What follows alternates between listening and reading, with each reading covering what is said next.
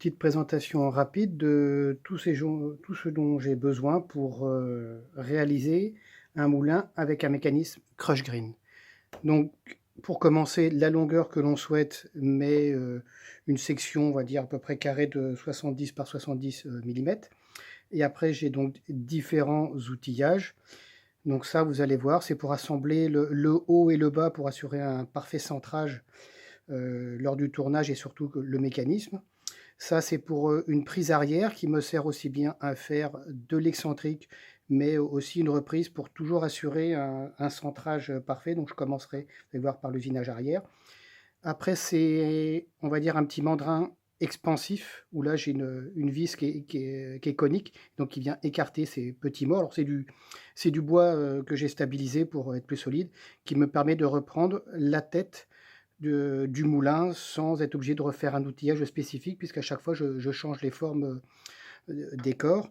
Et enfin ces 2 pièces-là pour l'assemblage, donc ça que je vais mettre côté poupée mobile et ici dans mon mandrin qui vient, me permettre d'assembler le mécanisme qui est tenu par des clips que vous voulez que l'on voit là. Et donc pour faire ces fameuses gorges intérieures, on a besoin d'un outil qui est spécifique, qui sert que à ça. Pour l'instant, j'ai pas encore trouvé, d'autres utilisations. Donc, j'ai acheté une petite pastille, pas chère sur le net et après j'ai fabriqué le manche et ceci, ça me permet, vous allez voir, à savoir à quelle profondeur je m'arrête au ras de la pièce et je peux faire ma gorge en étant sûr de la profondeur, désirée. Voilà, maintenant on va passer à l'usinage. Donc j'ai monté mon carré entre, pointes et maintenant la première opération, c'est faire un cilindrage, grossier et à la fin prévoir ma prise de mort aussi bien côté tête que côté pied. Là, bon, on peut le monter dans le sens qu'on veut pour, pouvoir enchaîner les différentes opérations à suivre.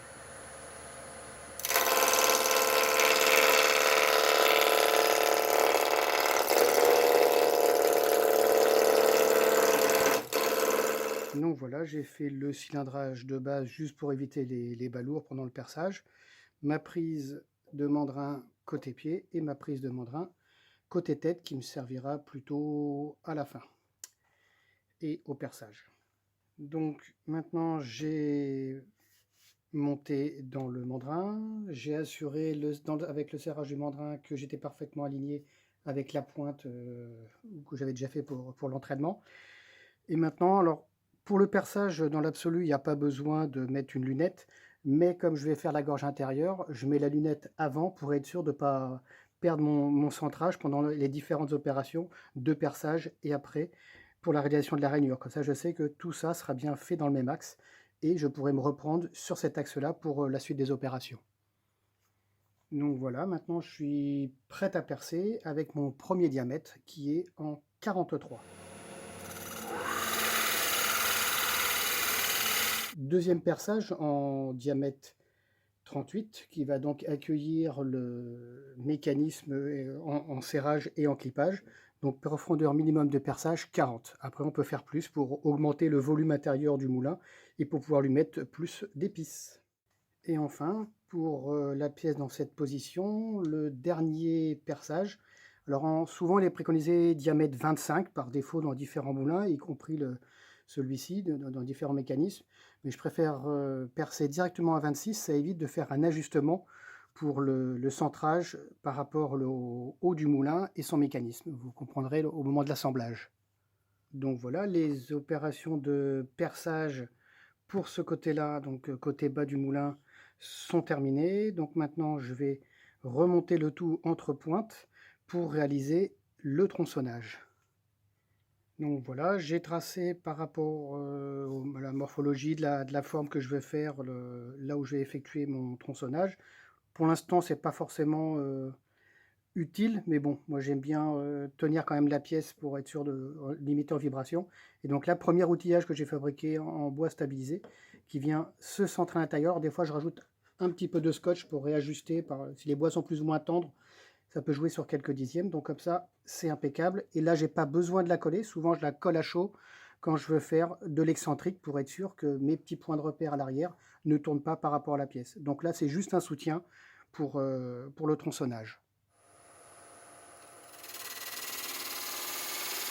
Donc le tronçonnage a été fait. Maintenant, je garde ma tête de moulin dans le mandrin pour éviter tout défaut de centrage ou autre. Et j'en profite pour faire mon perçage diamètre 22 en profondeur 40. Donc, dernière étape par rapport au creusage, la réalisation de la gorge. Alors, j'ai oublié de vous le montrer sur l'étape précédente. Donc, normalement, je viens mesurer pour regarder l'épaisseur de la gorge et ça vient me m'étalonner pour la profondeur. Là, j'ai pas besoin parce que c'est très court. Donc, j'ai juste un petit trait noir que je viens mettre à fleur et hop, je vais venir descendre pour dessiner ma gorge et la profondeur est définie aussi par le réglage sur l'outil.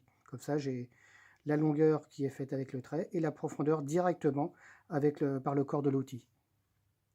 Donc maintenant, je vais faire le contre-perçage en diamètre 26, puisque là, c'est percé à peu près jusque là, hein, pour éviter de percer trop profondément. Et de toute façon, après, ma mèche est trop courte, mais comme j'ai de la place de l'autre côté, je reviens et après, naturellement, ça vient se remettre dans l'axe.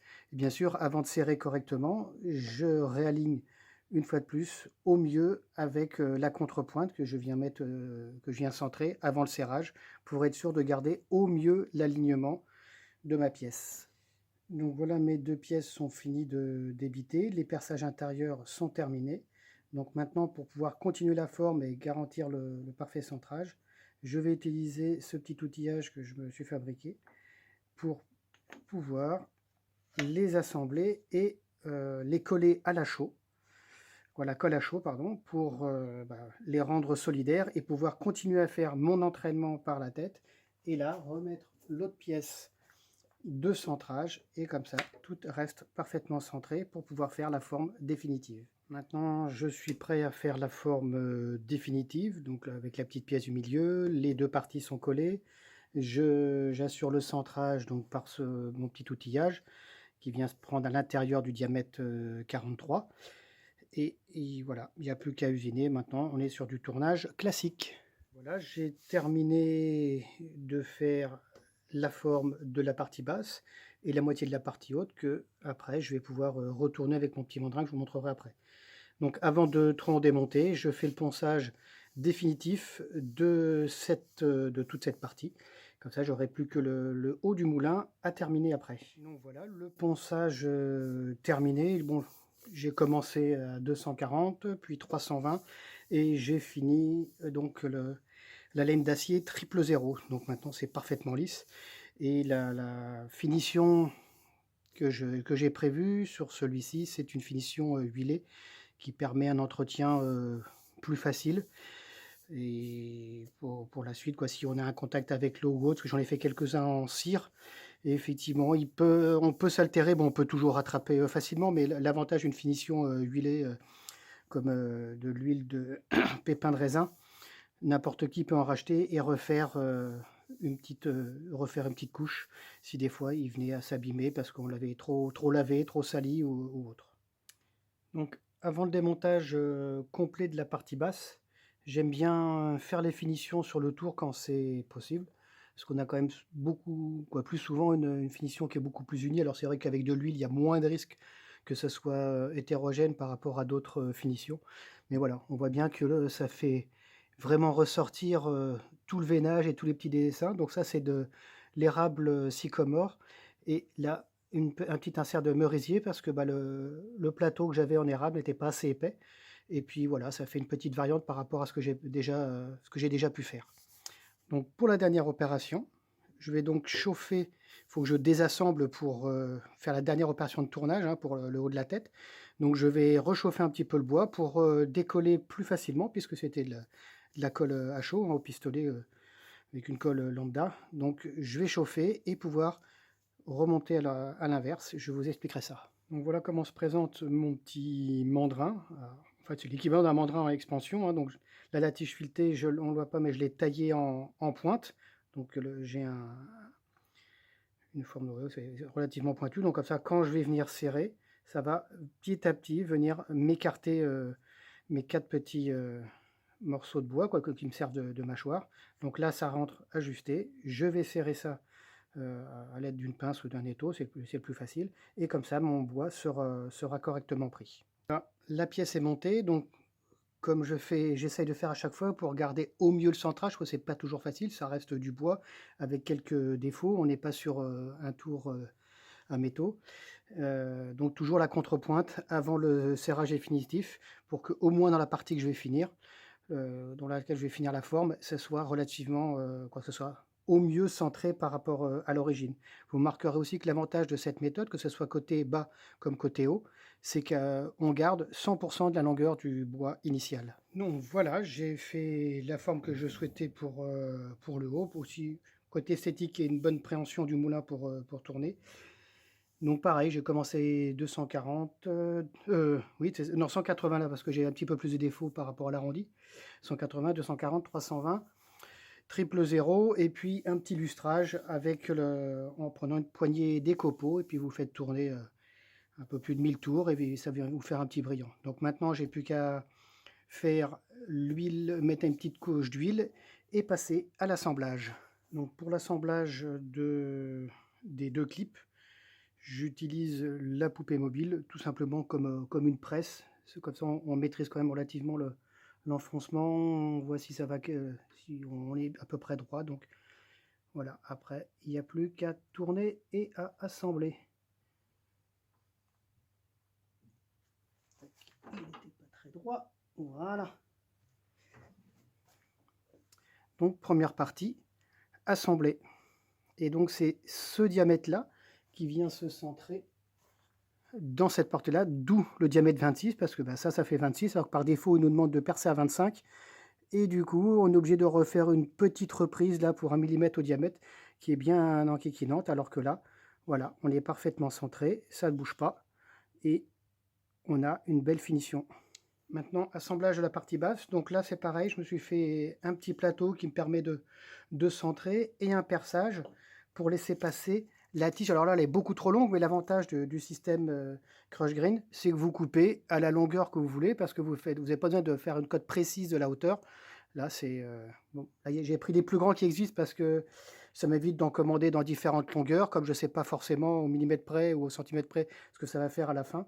Et de toute façon, ils n'avaient plus que ça en stock. Donc voilà, donc je mets tout simplement, là j'ai fait un petit épaulement hein, pour le centrage, pareil pour, je monte dans mon mandrin, j'enfile ma tige dans tout ça, et maintenant je vais venir pousser avec une autre petite pièce que j'ai fabriquée qui vient se mettre autour, et pour pas abîmer le mécanisme en poussant. Et voilà, il y a juste à faire ça, on est bien. Petite vérification visuelle.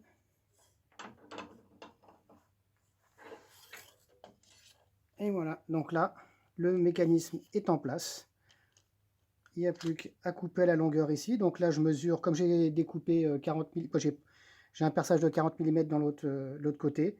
Là, j'enlève 2 mm et je vais faire un petit repère et couper ici donc à 38 et refaire un petit arrondi pour que ça se mette facilement en place dans la tête. Et voilà donc la mise à longueur, donc les 40 mm. Il n'y a plus qu'à assembler, vérifier que ça tourne bien, c'est bien centré. Ne laissez pas trop serrer la pierre hein, tant qu'il n'y a rien à moudre, ça évite de l'user prématurément. Donc voilà, on a maintenant notre moulin terminé. Et pour ma part, il ne reste plus qu'à faire la gravure, mes initiales, et puis le nom